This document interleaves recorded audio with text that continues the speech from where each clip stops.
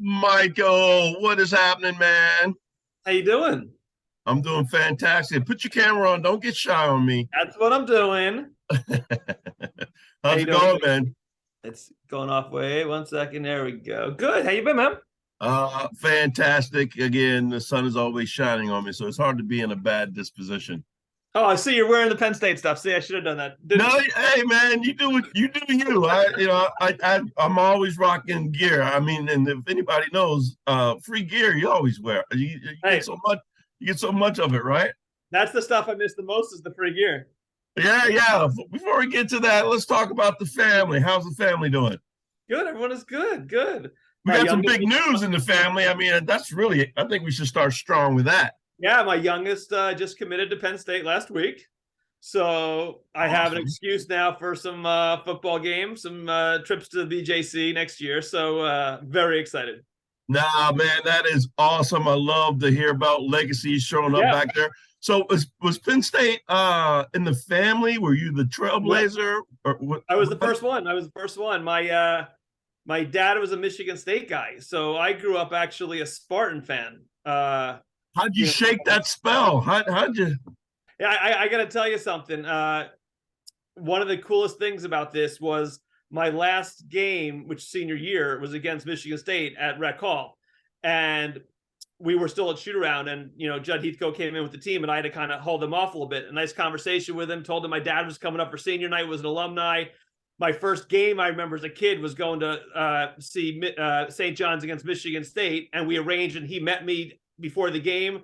So I told him that memory, and he said he wanted to meet my dad that night, which was really cool. So senior night, my dad went back to the Michigan State locker room, took some Wow, pictures with Coach Heathcote. He was so cool about it.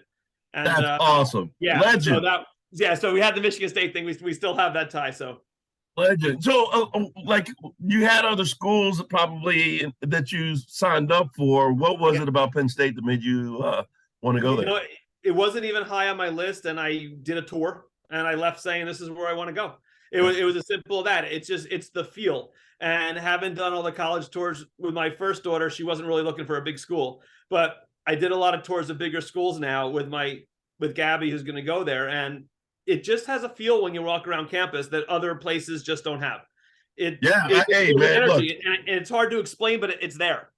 yeah, no question. Like I wasn't a hot recruit, so I Yeah, can't. The ones that they really want, they bring up on football weekends. They brought me up Easter, yeah, Easter of my senior year. So I wasn't like a hot property, but I yeah, yeah, knew, within 2 or 3 hours that's where I went because I wanted a college campus. As much as I loved all my high school friends, I didn't want to go to school in state, yeah. and it just felt right. So I know exactly what you're saying, and you haven't looked back. So when do you decide that you want to be a student manager? What was that process?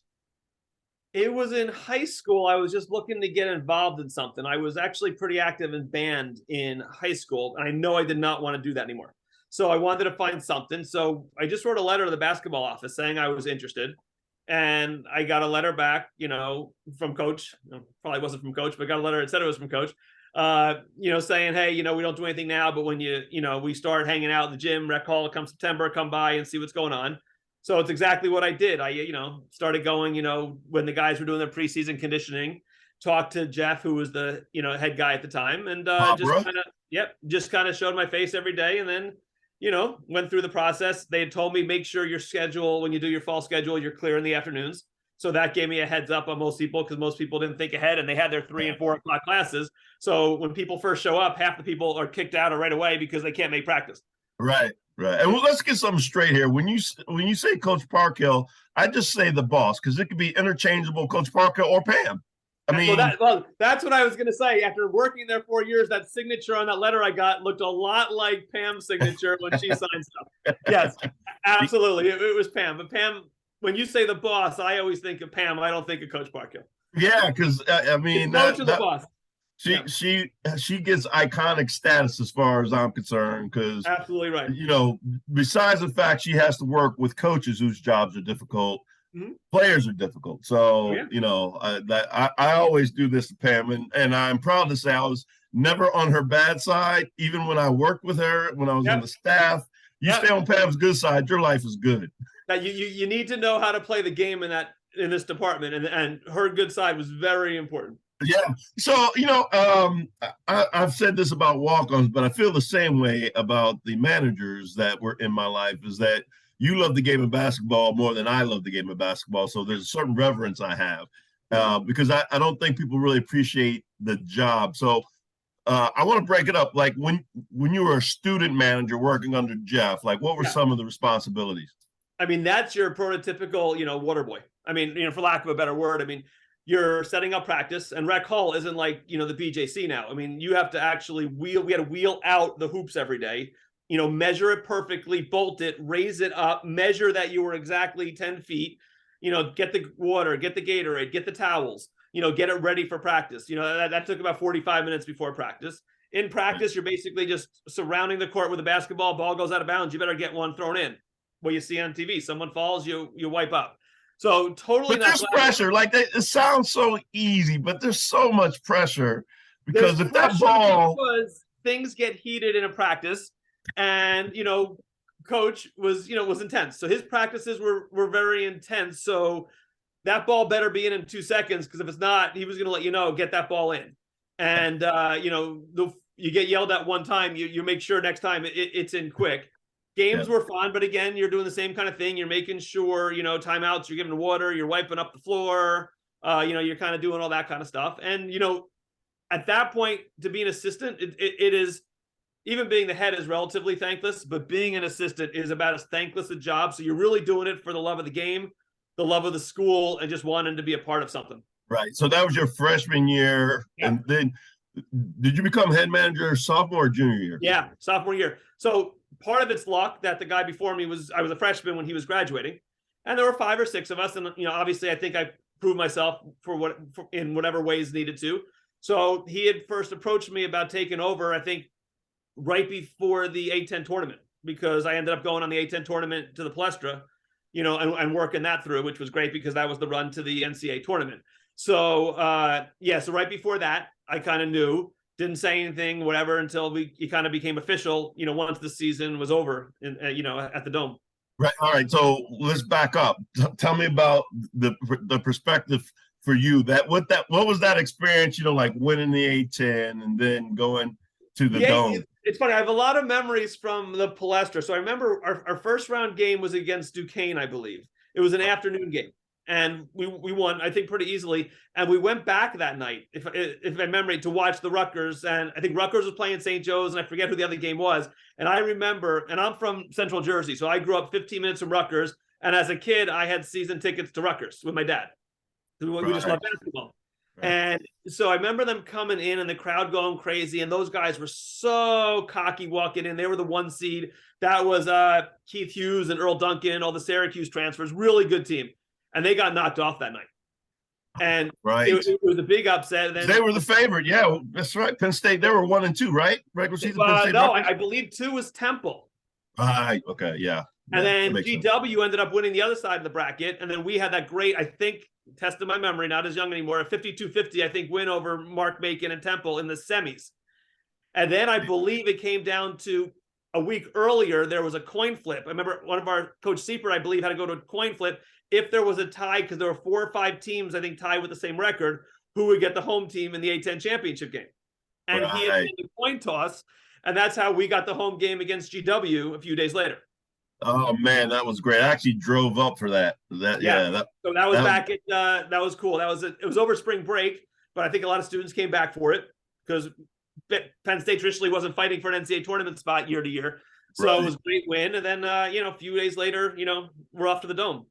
Yeah, so that because even your normal duties as manager during the season it's got to be different because you have like NCAA rules. There's NCAA like even the water bottles, you got to use NCAA water bottles. It was all, and again, at that time only one manager was allowed on the bench at the NCAA tournament. You were limited to how many chairs you had, so we couldn't even bring an assistant. So I didn't go to the game with the team.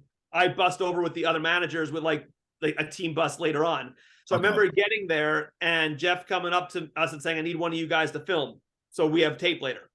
So it was like 10 minutes before the game. And of course, I figured I felt obligated that I should be the one doing it because I was kind of taking over. So I remember Right. rushing upstairs. There was a big podium, and I'm trying to set up, and the handle on my tripod won't latch onto my camera. And it's now 3 minutes to go, 2 minutes to go, and I'm right next to the CBS camera guy.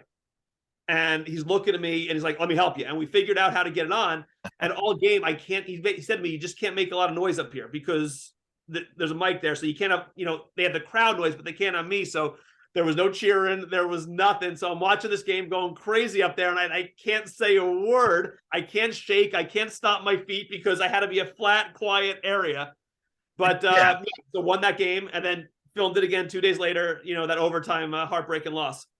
Man, that's a great story because I know you're dying. Because I mean, the energy around that just going to Syracuse, in State College was crazy. So to be there, I'll never forget that same day we won against UCLA. Syracuse lost as a 2 seed against Richmond somewhere else. And I'll never forget staying up there. I was staying with friends that weekend, and we go to wherever we went, and the headline on the paper was a picture of Penn State celebrating, and the headline was "Another upsetting upset." So they were more upset, I think, that we won on their court than they lost somewhere else. But so you weren't even getting the underdog love, huh? No, not at all. No, they hated us. Man, and then what people may not know was that as the head manager now, you're scholarship, right? Yes and no. So didn't know of any scholarship. So about maybe a few months into my sophomore year, I get a letter that hints Garbin. Garbin was the VP at the university. I was getting like a $2,000 scholarship. Very nice. Wasn't expecting it or whatever. Had to meet with him, which was kind of cool. I went to his office in Old Main, had a very great guy. Yeah, great guy. Real nice guy. And then as the year goes on, that year we're independent. I was actually in a very rare situation. I went A10 to independent to Big Ten. So not too many guys kind of experienced all three. That's awesome. So when I got to early junior year, I'm like, this is a lot of work, this job. And I went to Tim Curley, who was the assistant AD at the time, but he was assigned men's basketball. So he was always with us. Right. And I just said, listen, is there anything you could do? I'm working, no disrespect to these players, but I'm here more than them. I'm here before, I'm here after, I'm doing everything. And, and he said, all right, get me a proposal. Call every Big Ten school, see what you can find out. So I did. And some schools wouldn't tell me, but a lot of schools are very helpful with the information. And I put it together. And basically, at that point, he gave me an in-state tuition scholarship. So, which was awesome. He was cool. So basically, I paid the difference being an out-of-stater. And I feel good about that because I think it carried forward to guys after me. So I feel like kind of I laid the groundwork for them. And God knows what they get now. No, man, that is big time. I mean, Mike Maselli was my roommate for 2 years. So I know the amount of work that was going in on a day-to-day basis and the grind. And then the other thing is you're putting up with a bunch of knuckleheads. I mean, it's tough because, a lot of the guys were not just teammates. A lot of them were good friends of mine, like guys I would hang out with at night. So you had to maintain that balance because there were times in preseason I'm running drills. There were times that, coaches are asking me, the temperature of the team. So you're really in somewhat of a delicate situation because you want to be in the locker room with the guys and you want them to be themselves and to trust, what's going on. And they don't want to think, oh God, there's a guy in the reporting back. But at the same point in time when there's something that the coaches need to know for the benefit of the team, they feel it's there. So it's definitely a tough balancing act. I spent a lot of time with the players, but I also spent a lot of time with that coaching staff, either up in the office, on road trips. I roomed with Coach Schmidt for 2 years. That was my roommate. Mark, great guy. Spent a lot of times with him. And when I'm sitting at my desk in the office, on one side of me is Coach Dunn, the other side is Coach Achelis, and Coach Parkhill's door is right by my desk. So I'm with them before practice and after practice. So it's a skill. It was difficult to balance. That was the toughest thing for me that first year, was balancing those two different relationships. Right. But I mean, at the end of the day, you are reporting to the coaches. Like if it's a bubble situation, you had to air with the coaches, and I get that. And now, I understood it. And that was the tough part. But you learn what to do and what not to do, and some of it you learn by making mistakes, and you got to pick your battles. Situations where there were issues, and I handled them myself because I didn't want to bring the coaches in because I know what would have happened if I did. It would have been hell on the players, and I didn't want to do that to them. So there were sometimes I had to say, "Listen, you guys got 20 minutes to fix a situation, or else I am going to go there." Right. And it's amazing how that threat of Coach Parkhill gets a situation fixed pretty quickly. Right. Now, I don't want to ask you the difficult players to deal with. Who are some of the players that made your job easier? Yeah, If you listen, there were some really good guys when I was there. I mean, my first year as head was tough because you had some legends there. I mean, that was the Freddie Barnes, Dave Deggetts, and money, money. So those are the three seniors that year. As an assistant guy, the first year were like James Barnes and stuff like that. I don't really have as much day to day with them. But when I took over, I had those three, and I think that really helped because there were one or two players who wanted to break in the new guy and give me a tough time, and I dealt with it. And who that is isn't important, but right? I know Deggetts pulled me aside at one point. I remember where it was. We were at the Kuppenheimer Classic in Atlanta, and he saw what was going on, and he pulled me aside and said, "It's stopping." I didn't go to him. He went to me and said, "That's crap." So that was pretty cool, and I really appreciated that. But the guys the next few years, some of the guys that I was really close with, John Amici, I spent hung out with him a lot. Greg Bartram, Matt Gaudio, and even then the freshmen the next year, the Danny Earls of the world, they were just good guys. Yeah. And they were just easy to hang with, Mike Josephs, just good guys on and off the court. And I talk to, John once in a while, still talk to Greg once in a while, just nice people, good families and stuff like that. And, Pittsburgh kids, man, come on. Yeah. And that's where the friendly aspect of it. Well, I'm still friends with some of these guys that don't see him that much, obviously. But, right.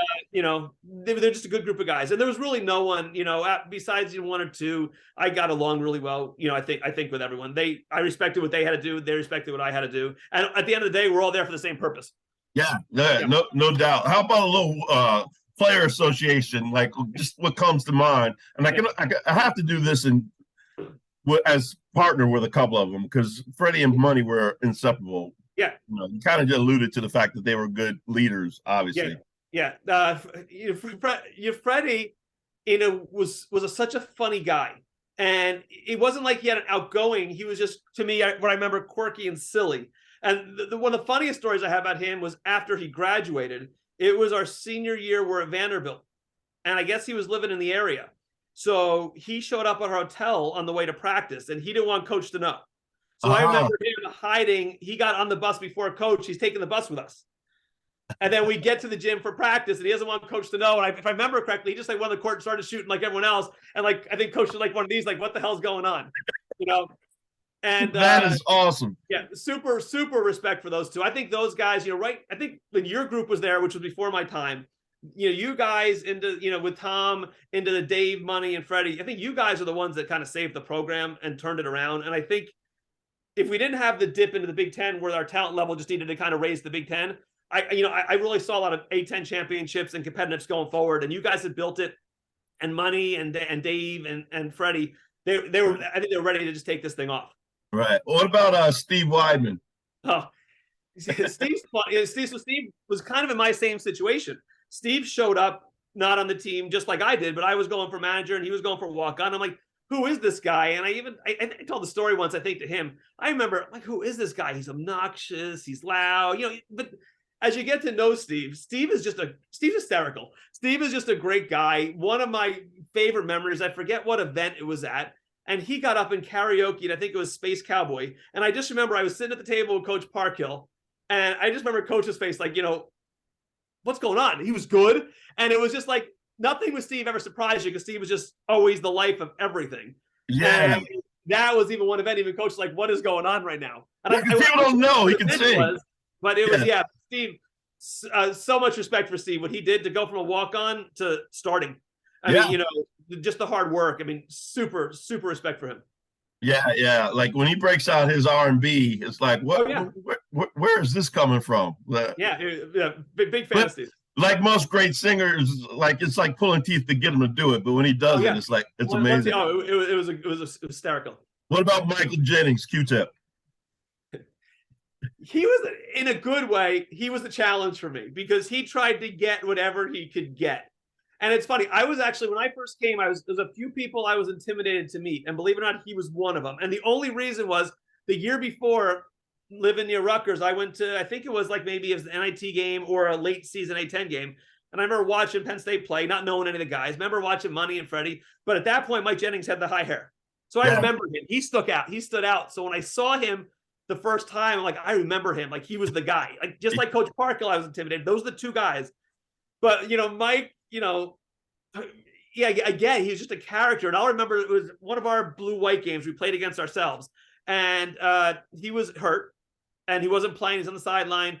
And he calls me over. I'm like, guys, does he need something? He goes, I'm really hungry. Can you get me some popcorn? I'm like, what? We're in the middle of a game. I'm working. And, I'm working. I'm near coach. He goes, can you get me popcorn? I'm like, what? He goes, yeah, the stand's right over there. Can you get it for me? And like an idiot, what do? I send one of my guys over and I get him popcorn. But yeah, like it's just stuff like that. But Mike, I can see him being a challenge. But what about Gaudio? I spent a lot of time with Gaudio because he had a lot of injuries, and a lot of his time was spent rehabbing. So a lot of times, once I would get practice going, he needed to go over to another building to swim in the pool. Right. And I had the van. I was the one that drove. So I remember once practice got established, I would leave with him, drive him. He'd swim his laps. He would do his exercise. Just spent a lot of time talking. And I know how much he loved things, and I know how frustrated it was for him not to be able to play and contribute as much. But again, the way he pulled through. And you want to talk about the consummate like team leader and captain, he epitomizes all those leadership things that every good team needs. Yeah, that's a dude I would have loved to have played with. Battle with him, everything about him was, he was the man. And what about Donovan Williams, Rusty? Donovan was another challenge, and I grew to appreciate Donovan a little bit later on. Donovan came, I believe, I forget if he was my sophomore or junior year, but he was a little bit of a challenge. Just because he was very shy. Even though he was funny, he was also shy at the same time. So I was never really to establish that great rapport with him. But it was nothing negative. We just never really, connected like I did with some of the other guys. And to me, having a relationship kind of makes the job a little easier. But again, just a hustler, Rusty was the perfect nickname for him, just the way he would run up and down the court. I remember him running up the court once, and his high-quality ASIC sneaker, I think, just blew up right in the middle of practice, and it just literally like fell into pieces. Again, good guy. Yeah, he had a great because he stuck around the fifth year. He had he was on that '96 team. Had a great year. I still keep in contact with him. He's got a son. Hopefully, that'll be another legacy at Penn State. I heard about that. I know his son's doing really well. I was reading about that. Yeah, he can ball. All right, so you talked about that class with Dave and Freddie and Money, but one fell out because of injury. Duran, he redshirted. What do you think of Duran? I such a fan of Duran. You talk about a guy who just went around and did his business. He focused, and just a good guy, really quiet leader. I mean, when I look at the leaders when I was there, he was a leader, but he was more of a leader in what he did, not with his voice. He didn't get too vocal. He never got on anyone else. The only times I ever heard him yell was at himself. When he get mad at himself in practice. So glad what's happening now with his son. He deserves it, with Killian and stuff. Really, I try and keep an eye on Killian the best I can just because it's Duran. Right. But such a smooth, that turnaround jumper from the corner. I can still picture that all the time. That was when he turned, you knew when that ball left his fingers if it was in, because it had that beautiful rotation. He had the same shot every time. It was sweet. And red tree. Don't forget about the down screen coming up to the foul line. Red tree. If you needed a bucket. Elbow, turn, shoot. Yep. Absolutely right. And that clown played. He must have played for 20 years overseas. He went over there, and I think he went to France and never came back. That is a long career. How about Nate Outhouse? Nate was a manager with me at the beginning. So that's why I asked. Yeah, Nate was an assistant with me freshman year. I forget if he was on my crew sophomore year. I don't think he was. I just think he was kind of hanging out in the gym. And I remember when Nate tried out junior year, a lot of guys gave him a hard time because they knew him as a manager. And Nate was that. I think people didn't like the fact that Nate always out hustled them at first. But Nate proved his worth. I mean, Nate was so valuable in those practices. Nate would, you need those, you need that scout team to work your starters. And, our starters would be exhausted. Nate would be exhausted, but you would never see it from Nate. Yeah, he was. You know what? I see him very similar to Weidman. He seemed like such the glue guy in the locker room. Obviously, the fans loved him. Funny as hell. He had to earn the respect, and he did. Yeah, it did not come naturally. It wasn't just given to him. He had to earn it, and hey, he earned it. He definitely did. And he's so damn artistic. It makes me sick. Yeah, it's those some of those people that have all those skills. It's so frustrating. Right, right. Things So are you easy. talked about the being up there with the guys in the CBS booth. Essentially, they were shooting the Yeah. March Madness. Yeah, yeah. Any other cool stories you have to tell that? Yeah, I mean, there's so many different things. I mean, some of my great memories, obviously in junior year, Indiana, the 88-84 double overtime loss. Really controversial call at the end of regulation. I'm sure you remember the referee's name. I don't know if it's Sam Licklider. Licklider, yeah. Yeah. Everybody from Penn State remembers his name. Right. So interesting story. Obviously, the Big Ten came out the next day saying, he blew the call. He needed police to get out of the arena, all that kind of thing. Well, next year we have a non-conference game against Duquesne early on, and he's back to ref the game. And they actually, I don't think coincidentally, brought the other referee from that game to do it with him, Gene Monge. So they came back together. And we saw the list a couple days earlier. The coaches find out who the refs are first, and it popped out when we saw it. Every time we saw it, and I'm the one that always greets the refs, the rec call. I go in, hey, what do you need? We're gonna get you some food for after the game. What kind of sandwich? And before the game, you could just tell, he didn't want to make eye contact with me, with anyone. He was very quiet, very shy in there. Didn't want to do anything. I will never forget this, and this kind of shows the class of Coach Parkhill.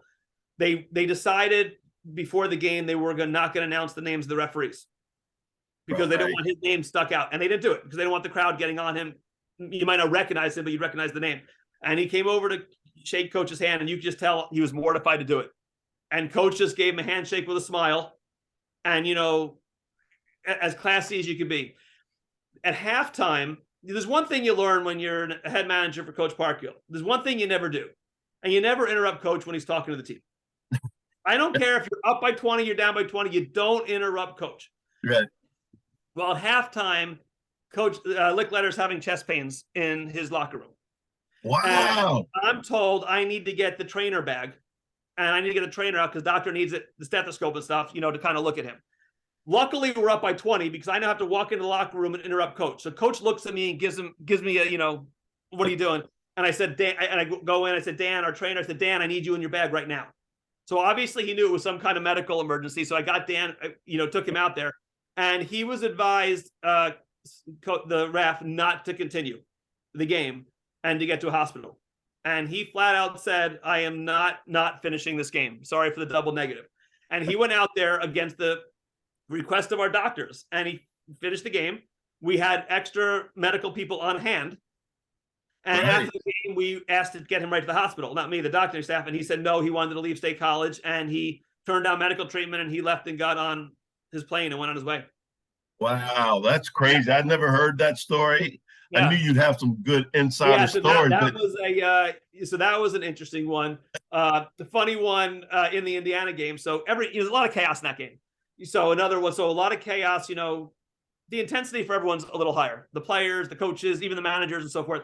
So I'll never forget, in one of the huddles, my guys are scurrying to clean up the towels and the cups, and then one of the players turns and bangs into one of my managers after the timeout, and the water spills all over the place, right in front of our bench. And Coach gives me an evil eye, like, you get your guys in gear, that kind of thing. And they dry it up, and they do the best they can in the play. About 30 seconds later, Indiana's coming down the court that way, and one of their guys slips, and the ball goes out of bounds. Right. Wasn't that Greg Graham? Coach just looks at me. Uh-huh. Doesn't say anything, but I think I knew what he was looking at me for, to say, okay, thank you. You kind of think. So we got a free turnover thanks to our guys. But at the time, and I guarantee you he won't remember this, obviously. I remember these things. He's remembering nothing. But that was a funny one for me because, I got that was my acknowledgement that my group got us the turnover. You tried, man. You tried, but Licklider wasn't gonna have it. That was a painful loss. It still is kind of painful, but I love that story. And the thing with Coach is like classy, like that, and that's what that's how he wanted the players that he was recruiting, classy. And I think for self-preservation, it's good that he doesn't remember a lot of that stuff. Yeah. I got to tell you, my favorite memory of Coach has nothing to really do with the court. When we were on road trips, I would usually eat with the coaches just because of the way the tables were set up. And there was one trip, it was definitely senior year. It might have been Iowa, but all of our coaches weren't there because they were on recruiting trips. They were meeting us the next day. So we're eating our meal. We just landed. All the players are leaving, and coach is still sitting there. And I don't want to leave him alone. So I'm just sitting there. And that was probably one of the few times it was just the two of us. And we sat for probably 30, 45 minutes, and we just talked. It wasn't about the team. That was the first time we ever, besides, hey, how you doing? How's the family? Where we just had a conversation. What are my plans after I graduate? He was telling me his plans that he actually didn't envision coaching, for that much longer. Who knew a year later, So that was like, I really valued that half 30, 40 minutes with him, because it was at one time that we just talked as like two guys, not coach kind of thing. And he needed that. And he needed that, man. He needed some normalcy, because that job is crazy. I don't care what level you're coaching at. That's a tough job, because the equation is my job depends on wins and losses, and the players who get me wins and losses, their life does not depend on wins and losses. Right. So you hope you get some guys who feel that way. Yeah. And he was able to take his brilliance in X's and O's and just create these guys that made these teams that were always about. And I know, like even that leap, because you were there to witness the transition from A-10 independent to Big Ten, the talent level with the guys, and like how was that like that first year in the Big Ten? I would have loved to have been 1 year earlier. I always said that I would have loved to have seen that team with Freddie, Money, and Dave take a shot at the Big Ten at least one time. Now, we did twice that year. In our independent year, we had 2 games. I remember the scheduling. I remember hearing the stories. Anyone who would play us, we'd go anywhere. We had like so many road games that year. We were going to UMBCs. We went to all these MAC schools. Our first game sophomore year was at Illinois. Deion Thomas. My first game is ahead. I'm like, oh, great. We're going to go to a place, get killed. My first game is ahead. That game starts off. We are losing 16-0. I'm like, I don't want this job anymore. I was going to quit right there. And we came back and won that game. Right. 16-0. Cut it to 8 at halftime, came back great second half, and we won that game. That was Deion Thomas. So I'm like, all right, we got a chance in this conference. And then we played at Ohio State maybe about 4 weeks later. That was Jimmy Jackson's team. But again, played competitive, whatever. And I knew with those, I would have loved to have seen those guys in like a full Big Ten slate. When we got that class, they didn't fear anybody, and I include Duran in that class. Yeah, no doubt. What made it tough the next year, it was John's first year because he had the redshirt year, which was great. It took John definitely about half a season to get acclimated to the role that I think the team was looking for him, like a leadership role, getting out of his own head. But that year, I think we really struggled at the guard position. We didn't really have a true point guard. And if you look back and you watch the Indiana game, that loss, Mike Jennings played point. Yeah, and he was Mike a Jennings 2. wasn't a point guard. He was a 2. Yeah. He had a great game. You go back, look at Mike Jennings' numbers in that game. I want to say he was like not a triple-double, but I think he had like 18, 6, and 7, whatever. Yeah. Great Jalen Pickett type numbers. He played the board. He played his ass off. If we would have had, I think, a point guard that year, I think our total record was like, we were 2-16 in the conference. I know we won 1 game at home, 1 game on the road. And the rest, that was just an awful year. We won at Wisconsin and we won home against Northwestern. And it was 2-16. I think we finished the year 7-20. So when you talk about wins and losses, no one likes to lose. Coach hates to lose. And I think that season just took a beating on him, because there were not only losses, they were just some outright beatings. Our first game to Indiana, I think we lost by like 48 points. I mean, it was our second Big Ten game, and it was like we were down by 30 at halftime, and it just didn't get easier. Yeah, I believe it was in the 50s, because it tied the record from my freshman year against Navy and David Robinson, worst loss in Penn State history. So, that's a record that still has not been broken, along with the lowest point total in the shot clock era at Penn State. Oh, really? Which was 36. Thank you very much. Yeah, I had a fantastic freshman year. Yes. So junior year was tough. That was a tough first year in the Big Ten. Yeah, and then senior that you ended up going. Were you 500? 13 and 14. So we were 1 game away from making the NIT that year. I think 6-12 in the Big Ten. And again, Danny, Earl, and Phil came in that year. So we established some stability at the point guard. Danny had some growing pains as a freshman, but obviously Danny became a Penn State legend, great coach now. Added some stability there. It was John's second year. Yeah. So, I think he was a little more comfortable. Again, Matt was battling some injuries and things like that. I think Mike was battling some injuries that year. But again, some nice wins that year. I remember we beat Minnesota at home, which I think was Vashawn Leonard. Glenn Robinson, that big upset at Purdue at home. I think Purdue was a number seven ranked. You know who's really unsung was Rashawn Carlton.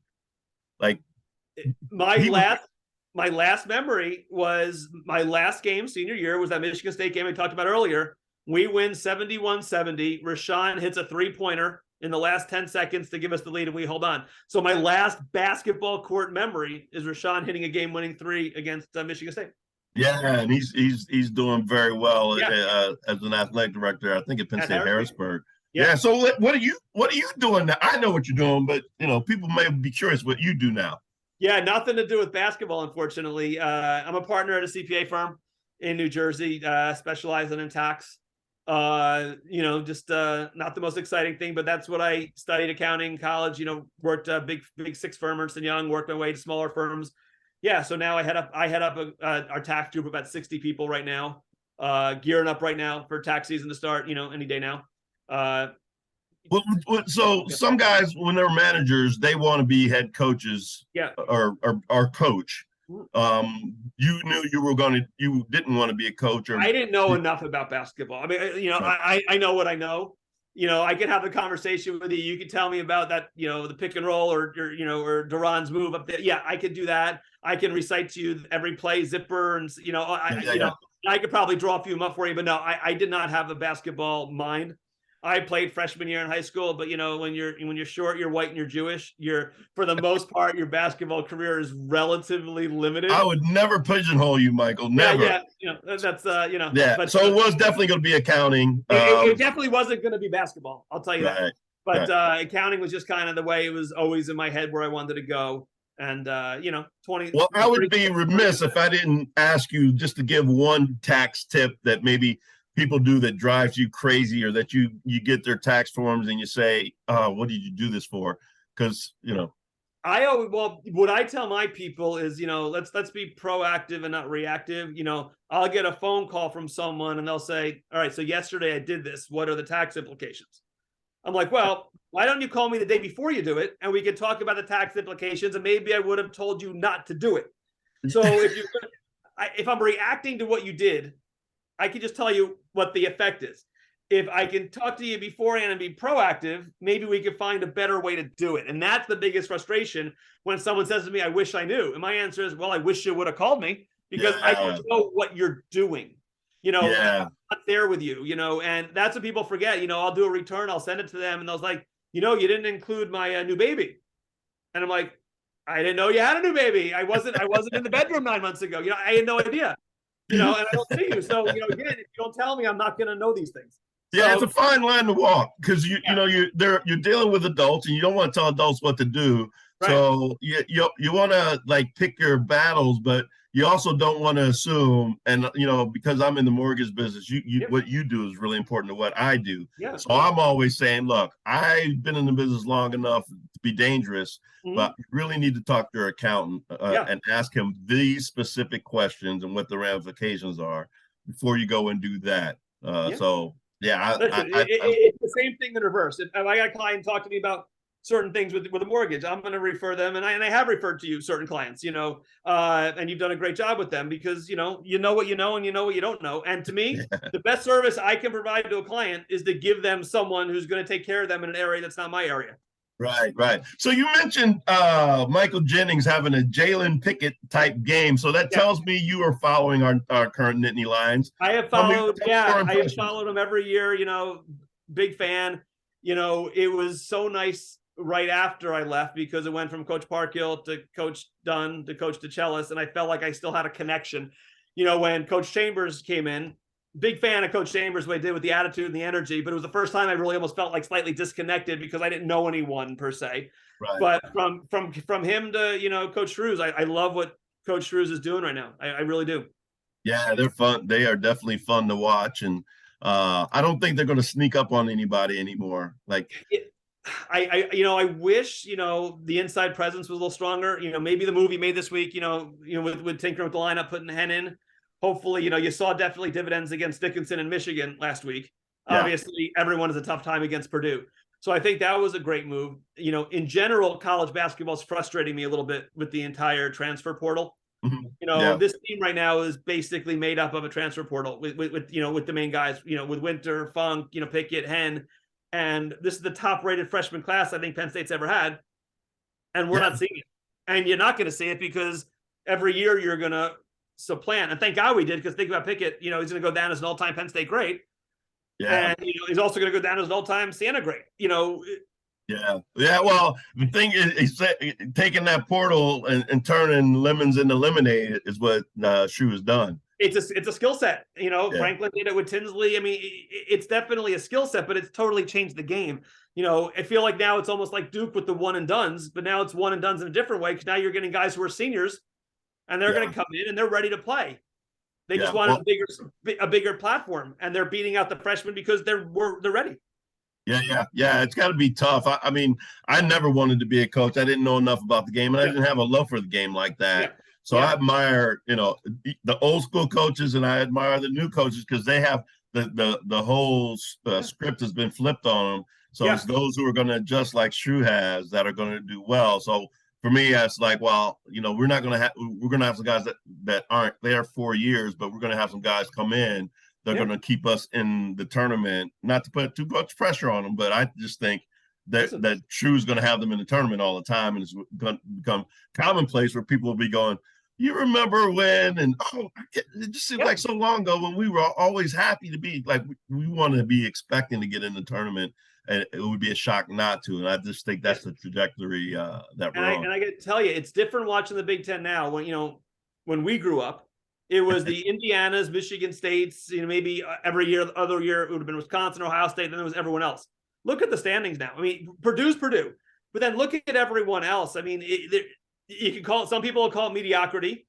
You know, and it's not mediocrity to me. It's just even. You know, it's even right now where anyone really on any night can go into anywhere and win. You know, Yeah. and like I said, living here, following, you know, what Rutgers has been doing, what Steve Peichel's done there is nothing short of brilliance. Yeah. Today, he's going to get another contract extension till 2033. So he's basically got a lifetime contract because he's already like in his 50s or 60s. I mean, Yeah. you know, these young coaches. He's not that young, but these different kind of coaches now. Think about when I was started off the Big Ten. Think about the coaches that were there. It was Tom Davis at Iowa, 20-something years. It was Lou Henson, 30 years. It was Judd Heathcote. I mean, these were guys. Bobby Knight, yeah, the biggest of all. So those are guys that were there 25, 30 years. Yeah. You don't see that anymore. You see these things come and go where a guy like, forgetting Izzo, he's the exception to the rule, but you have a guy like Matt Painter, who I still think was pretty young because he's like our age. He was playing when we were there, and he's like the veteran of the conference. Yeah. And he's young 50. So those 65, 70-year-old coaches aren't working in the Big Ten anymore. So in that way, it's totally changed the landscape.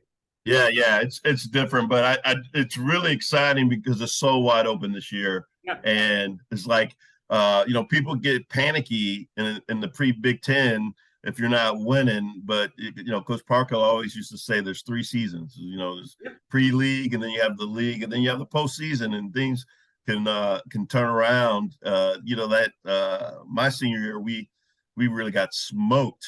Our last regular season game, and we went on a nice little run, got into the postseason. 2001 team, same thing. They had with Joe and those guys over there at Ohio State. We got smoked, and then went on that run and beat UNC and UNC to go to the Sweet 16. Yeah, and that year, go ahead. And I said the Big Ten tournament, traditionally Penn State plays above where they're supposed to be. They'll sometimes grab a game, sometimes 2, sometimes 3. I mean, they've made the semis a few times, and they made the finals that one time. And, I think that, that's the key sex. You got to grow, and hopefully you grow. And, you look at every projection. 1 week, they're the first 4 out. Right now, I saw the one this morning, they're first 4 in. So, I'm not doing that. That would make me crazy. Yeah. And Facebook, it comes off my feed. I got no choice but to read it. Yeah. So I'm just going to keep watching the games. And I know they'll hold court pretty much at home. I think they're going to sneak a couple on the road, and they're going to be sitting pretty. So I'm not going to watch those first 4 and Lenardi and all that stuff. And just when we get in, I'll just be watching the games. I'll make sure I'm somewhere to watch. I would love it. I think they deserve it. I was really upset the COVID year because that was a team I would have loved to have seen in the tournament. They were obviously a lock to go. That team was special. Yeah, and just like that 2001 team in my senior year, they had a really bad loss against Michigan State going into the tournament. So I was like, you know what? That's gonna be the game that makes them go on a run in the postseason. Then COVID showed up and it's like, yeah, man playing, God laughs. Yeah, that's right. And I felt bad for Lamar. I mean, 7 points away from the all-time record. I know, isn't that something? And that's like 3 buckets, and his average wasn't. He didn't score a lot those last 3, 4, 5 games. Yeah. But you know what? I'm happy for him. He's getting paid. That he's paying a little bit. Paid, and not only is he getting paid, he's playing. Yeah. He's doing a great job. He exceeded all expectations. You don't see a lot of those guys, those undrafted guys turn into something, and he's turning into something. Yeah. John did the same thing, and Tim Frazier. Tim Frazier. He moved around. He contributed a lot for some of his teams, Tim Frazier. And John got that one nice contract from Utah after his time in Orlando. Yeah. Calvin did too. And I think if John loved basketball more, he would have had a longer career. I just think John was like, I want to get on with my life and do the things that really matter to me. No, that's what made John special. Yeah, and Calvin did the same thing. And Calvin's out right now. God, oh my goodness. Yeah. He had some nice contracts. He was getting paid by 2 teams at one time. I'm like, I love this. Good for him. I'll never forget when John, at the end after Utah, John gets traded to the Knicks. Yeah. And I'm so excited. I hear it on the radio. John gets traded to the Knicks. I remember immediately calling him. I don't get him. It goes right to voicemail. It's like, oh, great. He's going to come back to me. It'll be awesome, And like the next sports update, John's traded to the Knicks. John Amici has been cut from the Knicks. It was obvious. It was a salary cap move. So I went from like excitement to, okay. Oh, man. That's I think he was okay with that. He was able to go back home and, do what he wanted to do. And, he's obviously in a huge success in his field. So it worked out well for him. Yeah, no question. Well, man, these are great stories, and it's a perspective that everybody needed to hear. So I appreciate the time. And listen, I've been listening to all these podcasts you're doing. They're fun because, I'm hearing things that I either are reminding me of things or things I didn't know. And like you had Lang on last week, that was before my time. So real interesting to kind of hear that. Great hearing Steve. Great hearing, I heard Freddie's. Coach Parkhills was great. I haven't seen him in so long. It's just great to hear that voice, Yeah, he's doing great, man. Yeah. That's my guy. Like I'm so much closer to him than I was, and it's hard to be close to your players when you're a head coach. So I'm glad we've been able to. Please send him my best when you talk to him. I'm going to try and track him down when I'm up there a little more now visiting my daughter. I'm going to try and reach out and set something up with him at some point. Oh, sounds good, man. Well, you take care and tell the family I said